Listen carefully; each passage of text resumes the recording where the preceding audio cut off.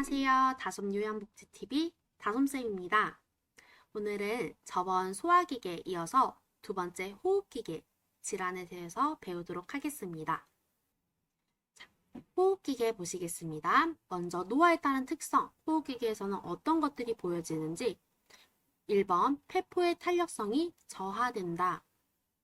폐 옆에는 호흡을 도와주는 폐포라는 친구들이 있는데요. 우리 포도알 아시나요? 포도알? 폐포는 이렇게 포도알 같이 생겼어요.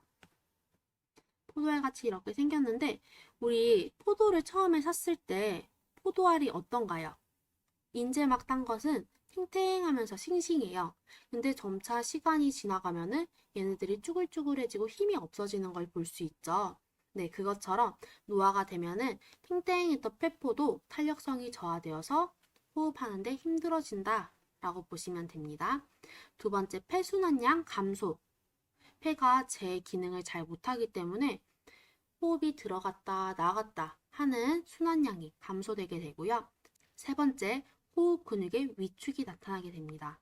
네, 호흡 근육이 우리 폐 밑을 이렇게 막아주는데 그 근육이 위축됨으로 인해서 이것 또한 호흡하는데 불편함을 주게 되고요. 네 번째, 기침반사 저하.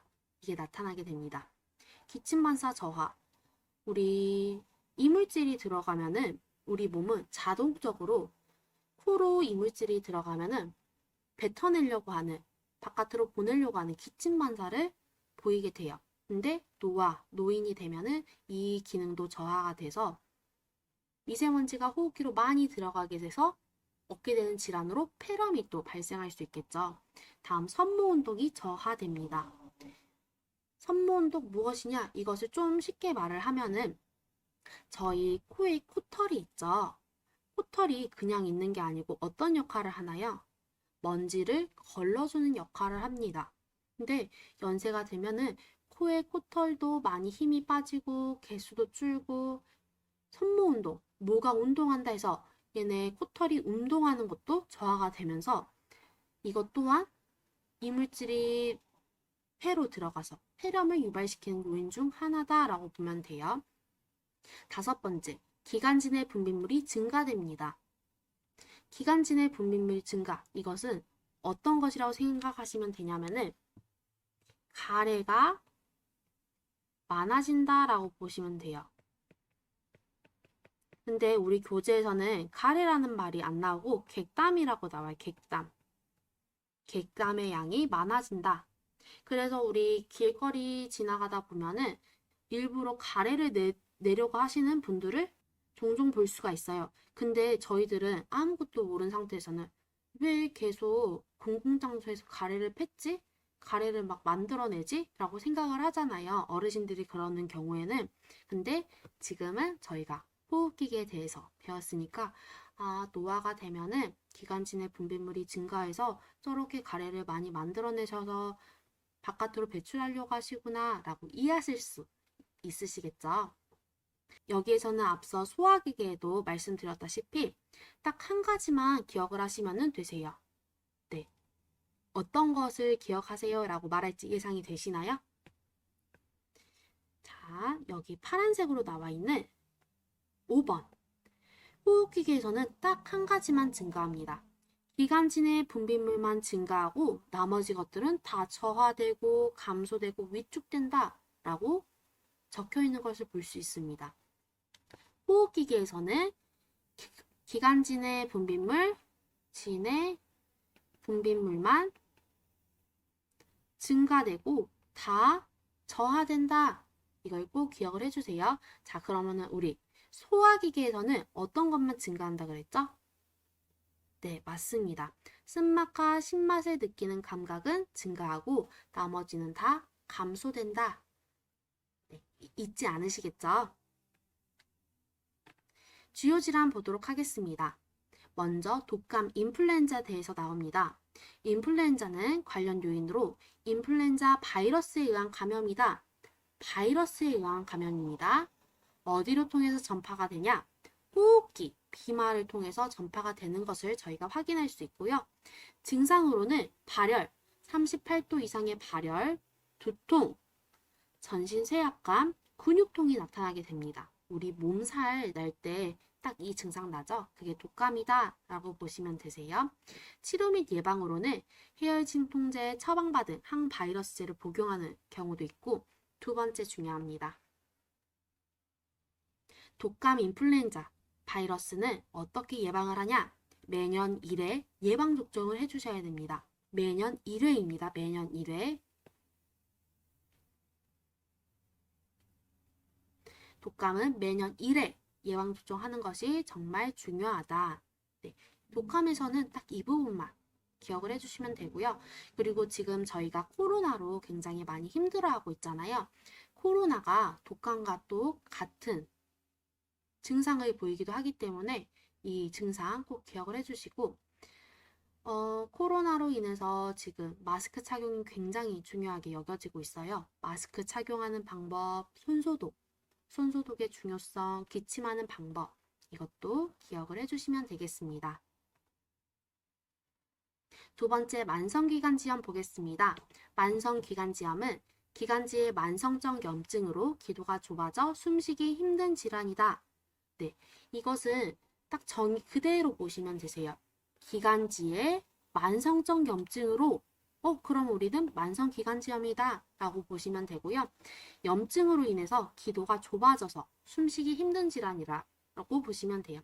그래서 제가 그림을 가지고 왔는데요. 원래 정상기관지는 구멍이 굉장히 컸어요. 근데 이 구멍에 염증이 생김으로 인해 염증으로 부종이 생겼습니다. 그래서 기관지 구멍이 좁아져가지고 공기 통로가 좁아져서 숨쉬기 어렵다라고 보시면 되세요. 관련 요인으로는 흡연, 매연의 노출, 세균성 호흡, 바이러스성 감염에 의해 기관지염이 생긴다. 증상으로는 이른 아침에 발생하는 가래 끓는 기침, 점액성의 한홍성 가래가 보이고요. 치료 및 예방 보시겠습니다. 치료 및 예방에서는 심호흡과 기침을 하여 가래를 배출하도록 하시면 되고, 오염된 공기의 노출과 갑작스러운 온도 변화는 피해 주시는 것이 좋다. 중요합니다. 이 부분. 오염된 공기의 노출 당연히 피해 주셔야 되죠. 왜냐하면 매연 같은 것이 원인이 됐기 때문에. 갑작스러운 온도 변화 피하기, 이거 왜 해야 될까요? 우리 기관지 안에도 어떻게 보면은 한 가지의 근육으로 이루어져 있기 때문에 갑작스러운 온도 변화를 하면은 애들이 깜짝깜짝 놀라는 거예요. 우리 추운 데 가면 몸이 움츠려지고 또 더운 데 가면 몸이 펴지고 그렇게 되잖아요. 우리 기관지도 그렇기 때문에 갑작스러운 온도 변화로 근육의 이완과 수축이 되면은 안 된다. 세 번째, 금연 나와 있습니다. 우리 호흡기계에서는 정말 중요하게 나오겠죠. 금연은 절대로 해야 된다. 네 번째, 처방받은 거담제와 기관지 확장제는 사용한다. 네, 기관지 확장제 같은 경우에는 뒤에 천식에서 사용하는 방법 나오기 때문에 거기에서 자세히 보도록 하겠습니다. 세 번째, 폐렴 나옵니다. 폐렴 노인에게 가장 많이 나타나는 질환이기 때문에 좀 유심히 보셔야 됩니다. 폐렴은 폐 조직의 염증으로 기관지가 두껍고 섬유화되어 산소 흡수 능력이 감소된 상태이다. 지금 그림에서 나오는 것처럼 폐 염증이 지금 이렇게 생기면서 기관지가 엄청 두꺼워진 것을 볼 수 있습니다. 그래서 바깥에서 들어오는 공기가 폐까지 도달해야 되는데 이 도달할 때 흡수가 잘 안 되는 거예요. 그래서 폐렴이 생긴다, 또 폐 염증이 생겼다 라고 보시면 되세요. 관련 요인으로는 세균이나 바이러스에 의해서 폐렴이 발생하기도 하고, 흡임성 폐렴이 노인에게서는 또 많이 나타나게 됩니다. 흡임성 폐렴이 무엇이냐? 음식물이나 이물질이 기도내로 넘어가 기관지나 폐에 염증을 유발시키는 것입니다. 음식물이 원래는 식도로 넘어가야 되죠. 원래는. 근데 순간의 찰나에 의해서 기도로 넘어가는 경우가 종종 발생하기도 합니다. 우리 그래서 살에 걸릴 때 어떻게 하나요? 기도로 음식물이 넘어갔을 때 살이 걸렸다라고들 많이 하는데 그때 캑캑 거리면서 바깥으로 뱉어내죠. 네, 근데 그걸 뱉어내지 못하고 폐까지 음식물이 유입됐을 때 흡입성 폐렴이 발생한다라는 거 있습니다. 폐렴의 증상으로는 두통, 고열, 기침, 흉통, 호흡곤란 나타나고요. 마른 기침이나 짙은 가래를 뱉어내는 기침이 나타납니다. 치료 및 예방으로는 산소 공급, 기침 및 심호흡으로 체내 혈액의 산소 농도를 유지하는 것이 중요하다. 두 번째, 환절기 이전에 폐렴구군 예방접종을 시행을 해주셔야 되고요. 세 번째, 규칙적으로 환기하고 적절한 습도 및 온도를 유지하는 것이 좋다. 지금 폐염증으로 인해서 폐에 혈액이 제대로 녹아나지 못하기 때문에 충분한 심호흡으로 산소 농도 유지하는 것 정말 중요하고요. 두 번째, 폐렴구군 예방접종 나오네요. 폐렴구군은 만 65세 이상 노인에게 절대적으로 필수적으로 접종해야 되는 주사입니다. 네, 언제 맞냐면은 만 65세 이후에 한 번 맞습니다. 이후에 2일회 한 번 맞는데요. 혹시나 폐 기저질환이 있으신 분들은 만 65세 이전에도 1회 맞으실 수 있습니다. 이것도 시험에서 나오는 부분입니다.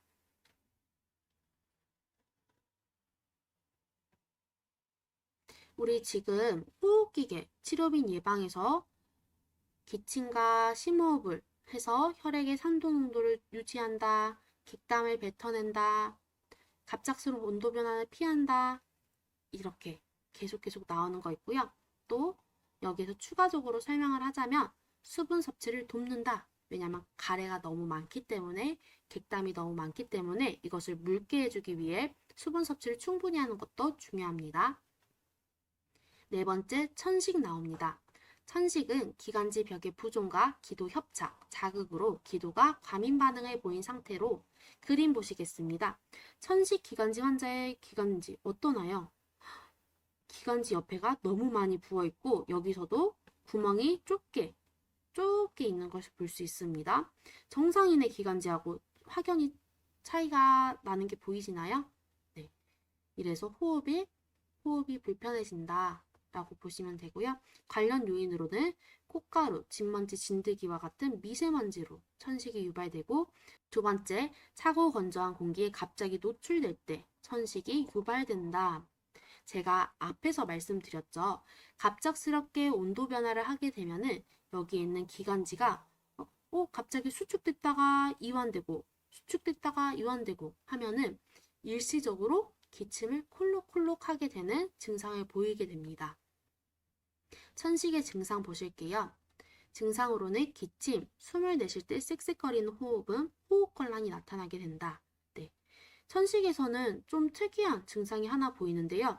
숨을 내쉴 때 쌕쌕거리는 호흡음이 보인다 라고 했습니다. 쌕쌕거리는 호흡음. 주변에 천식이 있으신 분들은 들어보셨을 것 같아요. 흐흐 이러면서 좀 맑은 소리가 들리는 쌕쌕거리는 호흡음이 들립니다. 그것을 저희는 또 천명음이라고도 하는데요. 좀 맑은 소리가 들려요. 네, 천식 환자들은 쌕쌕거리는 호흡음, 천명음이 들리기도 하고 점액 분비량의 증가가 나타납니다. 치료 및 예방을 보시면은 미세먼지에 의해서 가장 1차적으로 천식이 발생하죠. 벽난로, 먼지, 곰팡이를 피해 주시고 침구류는 뜨거운 물로 세탁을 하여서 먼지를 예방한다. 두 번째, 갑작스러운 온도 변화는 제한해 주시고, 세 번째, 운동 30분 전 기관지 확장제를 투여해 주셔야 됩니다. 지금 기관지가 앞에서 나왔던 것처럼 너무 두꺼워져서 호흡할 수 있는 통로가 좁아져 있어요. 그 많이 부어있는 기관지를 완화시키기 위해서 30분 전에 기관지 확장제를 투여해 주셔야 되고요. 천식 환자에게도 65세 이후에는 1회 폐렴구군 백신 예방 접종을 시행해야 된다. 기관지 확장제 투여 방법 보겠습니다. 자, 먼저 뚜껑을 열고 흔들어 줘야 돼요. 한 2초에서 5초 정도 충분히 2초에서 5초 정도 충분히 흔들어 주고, 여기에서 중요한 게 숨을 내쉰 후에 입구를 물어서 흡입을 합니다. 후 하고 나서 이렇게 빨아들이셔야 돼요. 안에 있는 약물이 폐까지 도달할 수 있도록 10초간 숨 참기 중요합니다. 이 부분 꼭 기억을 해주세요. 천식 환자대 기관지 확장제 투여는 운동 30분 전에 해야지 호흡에 용이하고 기관지 확장제는 흔들어서 투여하고 숨을 내쉰 후에 흡입하면서 약물을 먹는다. 근데 이때 10초간 숨을 참는 것이 중요하다 라고 되어 있습니다. 다음 폐결핵 보겠습니다. 폐결핵. 폐결핵은 결핵균이 폐에 들어가 염증을 일으키는 질환입니다. 자, 독감은 인플루엔자 바이러스에 의한 거였고요. 폐결핵은 결핵균에 의한 것이다. 네, 결핵균이 폐에 들어가서 염증을 일으키는 질환이고요. 관련 요인은 결핵균에 의한 호흡기 감염입니다. 호흡기 감염, 호흡기로 감염된 침방울로 감염이 된다라고 보시면 되고, 스테로이드와 같은 면역 억제제를 사용할 때에도 폐결핵이 발생할 수 있다. 증상으로는 초기에는 무증상, 2주 이상의 기침과 흉통, 체중 감소, 체중이네요. 체중 감소, 혈액성 가래, 흉노와 객혈이 보이게 되는데요. 여기에서 중요한 거 두 번째 나와 있습니다. 두 번째. 오후에는 고열이 나타나고 늦은 밤에는 식은땀과 함께 열이 내리는 증상이 나타난다. 폐결핵은 좀 특이하게 오후에는 고열이 나타나고 늦은 밤에는 식은땀과 함께 열이 내리는 증상이 보인다. 이걸 꼭 기억을 해주시면 됩니다. 좀 특이한 증상이기 때문에 기억을 해주시고요. 치료 및 예방으로는 결핵량 보교, 주기적으로 간 기능 검사와 객당 검사 해주셔야 됩니다. 폐결핵에서는 이제 1차적으로 진단하기 위해서 1차적 진단을 하기 위해서는 흉부 방사선 검사, 엑스레이 검사를 하게 되고요. 또 객당 검사를 하게 됩니다. 이게 1차적으로 하는 검사예요. 근데 여기 주기적으로 간 기능 검사와 객당 검사는 왜 해야 되냐? 결핵약 같은 경우는 양이 많아요. 양이 많고 약이 독해요. 약의 양이 많고 약이 독하면은 어디에서 영향을 많이 받겠죠? 네, 간에서 영향을 많이 받겠죠. 근데 우리 노인이 되면은 간 기능이 저하돼서 해독하는 능력이 많이 떨어진다 그랬어요. 근데 이렇게 많은 양의 약과 약이 독한 약이 들어가게 되면은 간에도 손상이 있을 수 있어서 주기적으로 간 기능 검사와 객당 검사를 해주세요 라는 말입니다. 자, 그리고 두 번째 때 위장장애, 홍조, 피부 발진, 가려움, 발열에 약물 부작용이 관찰되는지 봐주세요. 네. 지금 결핵에서는 다른 질환하고 다르게 부작용이 어떤 것인지 총 5가지가 나왔습니다. 시험에 출제된 적도 있습니다. 네. 그렇기 때문에 위장장애, 홍조, 피부 발진, 가려움, 발열은 폐결핵의 부작용이다 라고 보시면 되세요. 3번에 제가 말씀드린 것처럼 흉부 엑스레이 검진, 가래 검사로 조기 발견이 필요하다. 이거 기억해 주세요. 네, 마치기 전에 폐결핵에 대해서 한 가지 더 말씀드리도록 하겠습니다. 폐결핵 환자와 접촉이 되었다, 비말로 감염이 되었을 것 같다 라고 생각하신 분들은 이제 폐결핵 같은 결핵 같은 경우에는 잠복기가 한 2주 정도 있다고 해요. 2주 이후에 꼭 보건소로 가셔서 흉부 방사선 검사, 엑스레이 검사와 객당 검사, 가래 검사를 꼭 하시기 바랍니다. 오늘 강의 어떠셨나요? 선생님들께 많이 유익한 강의가 되셨을까요? 네. 호흡기계에서는 딱 한 가지 증가한다는 거 기억해 주시면 되고요. 한 가지 증가하는 게 기관지 내 분비물 증가, 나머지는 다 감소된다. 이걸 기억을 해주시고 각 질환에서 치료 및 예방 어떻게 해야 되는지 보시면 되겠습니다. 오늘 강의도 유익했다면 좋아요, 구독, 알람 설정까지 부탁드립니다. 감사합니다. 다음 강의에서 만나요.